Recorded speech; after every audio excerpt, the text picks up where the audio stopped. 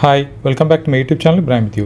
இந்த வீடியோவில் நம்ம பார்க்க போகிறது பெஸ்ட் மல்டி கேப்பில் செயல்படுற 2 ஃபண்டை பற்றி பார்க்க போகிறோம். அது மாத்திரம் இல்லாமல் மல்டி கேப் ஃபண்டுனா என்ன, அது எப்படி முதலீடு பண்ணுறாங்க, என்ன மாதிரி போர்ஷன்ஸில் முதலீடு பண்ணுறாங்க, அது மாத்திரம் இல்லாமல் யாருக்கு இது சிறந்ததாக இருக்கும், யாரெல்லாம் இதில் முதலீடு பண்ணலாம், யாரெல்லாம் இதை தவிர்த்துக்கணும் அப்படிங்கிற பலவிதமான விஷயங்களை இந்த வீடியோவில் நம்ம பார்த்து தெரிஞ்சுக்க போகிறோம்.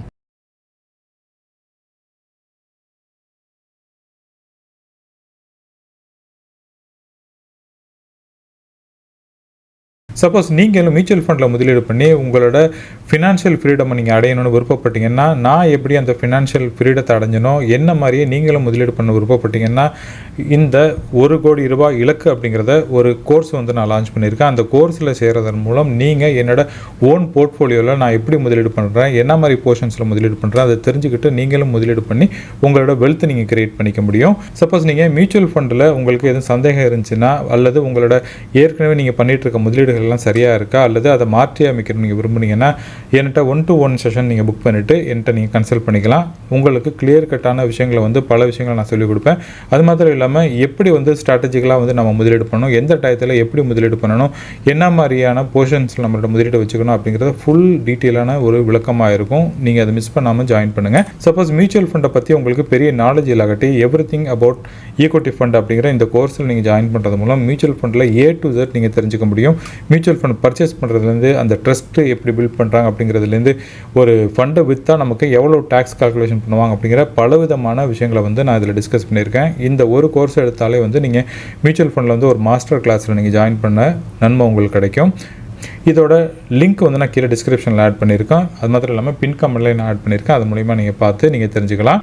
பேசிக்காக மல்டி கேப் ஃபண்டுங்கிறது எப்படி செயல்படுன்னு பார்த்தீங்கன்னா, மல்டி கேப் ஃபண்டை பொறுத்த வரைக்கும் இப்போ மார்க்கெட்டில் லார்ஜ் கேப்னு இருக்குது, மிட் கேப்னு இருக்குது, ஸ்மால் கேப்னு இருக்குது. இந்த 3 விதமான ஃபண்டுகள் தனித்தனியாக செயல்படும்.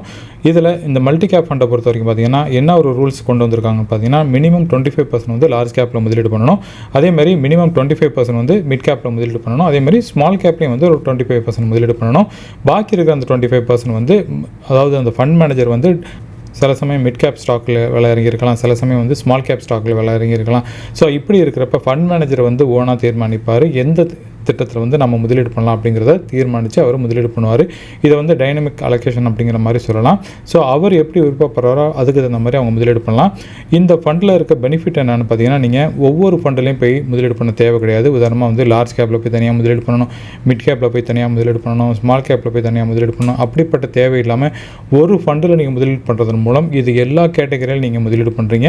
ஸோ இந்த ஒரு ஃபண்டில் நீங்கள் முதலீடு பண்ணிங்கன்னா மற்ற கேட்டகரியில் தனித்தனியாக போய் முதலீடு பண்ணணும் அப்படிங்கிற தேவை கிடையாது. அதனால தான் இதை மல்டி கேப் ஃபண்ட்ஸ் கொண்டு வந்திருக்காங்க. ஸோ இந்த ஃபண்டுகளை பொறுத்த வரைக்கும் மெயினாக பார்த்திங்கன்னா டைவர்சிஃபிகேஷன் நல்லாயிருக்கும். அதாவது எல்லா கேட்டகரிலையும் அவங்க பிரித்து முதலீடு பண்ணுறதுனால ரொம்ப அவங்களோட அந்த முதலீட்டு முறையில் எல்லா துறையும் சார்ந்த முதலீடுகள் இருக்கும். அது மாத்திரம் இல்லாமல் எல்லா செக்மெண்ட்லேயும் அவங்க முதலீடு பண்ணுவாங்க. நான் சொன்னது மாதிரி லார்ஜ், மிட், ஸ்மால் அப்படிப்பட்ட செக்மெண்ட்லேயும் அவங்க முதலீடு பண்ணுவாங்க. இதில் எதற்காக நாம் முதலீடு பண்ணோம் அப்படின்னு கேட்டிங்கன்னா, நமக்கு ஒரு அக்ரெசிவான ரிட்டர்ன் வேணும், அதே நேரத்தில் ஒரு ஸ்டேபிளான ஒரு ரிட்டர்ன் வேணும். அதனால தான் லார்ஜ் கேப் அவங்களோட போர்ட்ஃபோலியோவில் ஆட் பண்ணியிருக்காங்க. உங்களுக்கு அக்ரெசிவாக ரிட்டர்ன் கொடுக்குறதுக்கு மிட் கேப்பும் ஸ்மால் கேப்பும் லாங் டேர்மில் உங்களுக்கு பெனிஃபிட்டை கொடுக்கும். ஸோ ஷார்ட் டேர்மில் இருக்க வாலட்டிலிட்டியை கட்டுப்படுத்துறதுக்காக என்ன பண்ணியிருக்காங்க, லார்ஜ் கேப் ஸ்டாக்கை இவங்க ஆட் பண்ணியிருக்காங்க. ஸோ அவங்களோட போர்ட்ஃபோலியோ ஒரு வெல் பேலன்ஸான போர்ட்ஃபோலியோவாக இருக்கும்.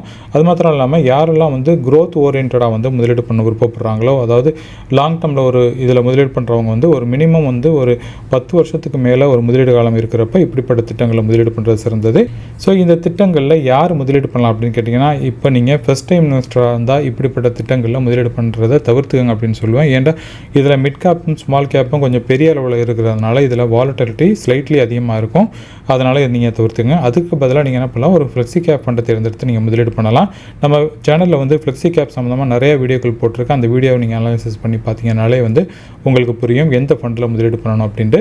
ஸோ ஃபர்ஸ்ட் ஃபண்டு நம்ம பார்க்க போகிறது நிப்பான் இந்தியாவோட மல்டி கேப் ஃபண்டை பற்றி பார்க்க போகிறோம். அதற்கு அடுத்தது இந்த ஃபண்டோட எண்ணெய் விட மதிப்பு இன்றைக்கி டேட்டில் பார்த்தீங்கன்னா ₹335.30 இருக்குது. இந்த ஃபண்டோட 10 இயர்ஸ் ரிட்டர்னை பார்க்குறப்ப வந்து 15.88% வந்து இந்த ஃபண்டு வந்து ரிட்டர்ன் கொடுத்துருக்கு. அதே நேரத்தில் இந்த ஃபண்டு ஆரம்பித்த நாள்லேருந்து இது வரைக்கும் கொடுத்துருக்க வருமானம் பார்த்தீங்கன்னா 16.98% வந்து ரிட்டர்ன் கொடுத்துருக்கு. அடுத்தது இந்த ஃபண்டோட எக்ஸ்பென்ஸ் ரேஷியோ பொறுத்த வரைக்கும் பார்த்தீங்கன்னா வெறும் 0.73 இருக்குது. இது டைரக்ட் பிளானை பொறுத்த வரைக்கும். அடுத்தது இந்த ஃபண்டு ஹோல்ட் பண்ணக்கூடிய டாப் 5 ஸ்டாக்களோட அந்த டீட்டெயில் தான் இதில் பார்க்குறீங்க. இவங்க முதலீடு பண்ணுறதுல வந்து HDFC பேங்க்கில் முதலீடு பண்ணுறாங்க, ஆக்சிஸ் பேங்க், அதுக்கப்புறம் வந்து இன்ஃபோசிஸ், அதுக்கப்புறம் GE இருக்குது, ரிலையன்ஸ் இண்டஸ்ட்ரி இருக்குது. இப்படிப்பட்ட டாப் நிறுவனங்களே உங்களோட ஹோல்டிங் இருக்குது. அதற்கு அடுத்தது இந்த ஃபண்டு கொடுத்த வருமானத்தை பற்றி பார்க்கலாம். இந்த ஃபண்டு எவ்வளோ ரிட்டர்ன் கொடுத்துருக்குன்னு பார்த்தீங்கன்னா கடந்த ஒரு வருடத்தில் வந்து 4.95% வந்து ரிட்டர்ன் கொடுத்துருக்கு. அதே நேரத்தில் கடந்த 3 வருடங்களில் இதோட ரிட்டர்ன் பார்க்குறப்ப 23.77%ம் இந்த ஃபண்டு ஆரம்பித்த நாள்லேருந்து நம்ம சொன்னது மாதிரி 16.98% வந்து ரிட்டர்ன் கொடுத்துருக்கு. இந்த ஃபண்டோட ஸ்டாண்டர்ட் டிவியேஷன் பார்த்தீங்கன்னா அதாவது ரிஸ்க் குறியீடுன்னு சொல்லுவாங்க 13.05 இருக்குது. இந்த ஃபண்டை வந்து நம்ம இதோட பெஞ்ச் மார்க்கை நம்ம கம்பேர் பண்ணி பார்க்கலாம். அப்படி பார்க்குறப்ப இந்த ஃபண்டோட அந்த ரிஸ்க் குறியீடுங்கிறது 14.49 இருக்குது. இது வந்து பெஞ்ச் மார்க்கை விட வந்து ஸ்டாண்டர்ட் டிவியேஷன் வந்து இந்த ஃபண்டில் குறைவாக இருக்குது. அதனால் இந்த ஃபண்டு வந்து கொஞ்சம் வாலட்டிலிட்டி கம்மியாக இருக்கும் அப்படிங்கிறத நம்மளாட்டி புரிஞ்சுக்க முடியுது. இது ஃபஸ்ட்டு ஃபண்டை பொறுத்த வரைக்கும். செகண்ட் ஃபண்டை பொறுத்த வரைக்கும் நம்ம பார்க்குறது வந்து HDFCயோட மல்டி கேப் ஃபண்டு. இந்த ஃபண்டுக்கு வந்து வெறும் 3 வருஷத்தோட ஹிஸ்ட்ரி தான் இருக்குது. இந்த ஃபண்டு இது வரைக்கும் எவ்வளோ இந்த ஃபண்டில் முதலீடு பண்ணியிருக்காங்க அப்படின்னு பார்த்தீங்கன்னா 18,000 கோடிகளுக்கு மேலே இதில் முதலீடு இருக்குது. இந்த ஃபண்டோட எண்ணெய் விட மதிப்பு வந்து இன்றைக்கி டேட்டில் பார்க்குறப்ப ₹20.32 இருக்குது. இந்த ஃபண்டு 3 வருடங்களில் கொடுத்த ரிட்டர்ன் பார்த்தீங்கன்னா 23.44% வந்து ரிட்டர்ன் கொடுத்துருக்கு. இது ஆரம்பித்த நாள்லேருந்து கொடுத்துருக்க வருமானம் பார்த்தீங்கன்னா 20.11% வந்து ரிட்டர்ன் கொடுத்துருக்கு. இந்த ஃபண்டுக்கு வெறும் 3 வருஷம் ஹிஸ்ட்ரி இருந்தாலும் இந்த 3 வருடங்களில் என்ன ஒரு சிறப்பான ஒரு ரிட்டர்ன் கொடுத்துருக்கு அப்படிங்கிறத நீங்கள் பார்த்துக்கலாம். அடுத்தது இந்த ஃபண்டோட எக்ஸ்பென்ஸ் ரேஷியோ பொறுத்த வரைக்கும் பார்த்தீங்கன்னா வெறும் 0.74 தான் இருக்குது. இந்த ஃபண்டோட டாப் ஹோல்டிங்கை பார்த்தீங்கன்னா HDFC பேங்க்கில் முதலீடு பண்ணுறாங்க, ICICI பேங்க்கில் முதலீடு பண்ணுறாங்க, ஏர்டெல்லில் முதலீடு பண்ணுறாங்க, ஆக்சிஸ் பேங்க், அதுக்கப்புறம் ரிலையன்ஸ் இண்டஸ்ட்ரி. இது எல்லாம் வந்து இவங்களோட ஹோல்டிங்கில் இருக்க டாப் நிறுவனங்களாக இருக்குது. இது ஒரு 5 ஸ்டாக் தான். இவங்களோட போர்ட்ஃபோலியோ வந்து இன்னும் பெருசாக இருக்கும். ஸோ நம்ம இன்றைக்கி பார்த்தது வந்து மல்டி கேப்னா என்ன, அது எப்படி செயல்படும், முதலீட்டில் வந்து அவங்க என்னென்ன மாற்றங்களை வச்சுருக்காங்க, எப்படி வந்து அவங்களோட முதலீட்டாக மாற்றி அமைச்சுக்குவாங்க, அவங்களோட மினிமம் ரெக்யர்மெண்ட் என்ன அப்படிங்கிற எல்லா விஷயங்களையும் பற்றி பார்த்தோம்.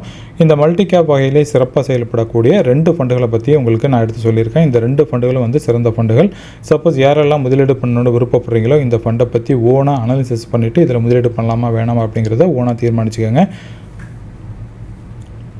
ஐ ஹோப் இந்த இன்ஃபர்மேஷன் உங்களுக்கு பிடிச்சிருக்குன்னு நான் நம்புகிறேன். இந்த இன்ஃபர்மேஷன் பிடிச்சிருந்துச்சுன்னா அந்த வீடியோ லைக் பண்ணுங்கள், உங்கள் ஃபேமிலி ஃப்ரெண்ட்ஸோட ஷேர் பண்ணுங்கள். மேலும் இதே மாதிரி ஒரு நல்ல டாப்பிக்கோட எகைன் நான் உங்களை மீட் பண்ணுறேன். அது வரைக்கும் டேக் கேர், பாய்.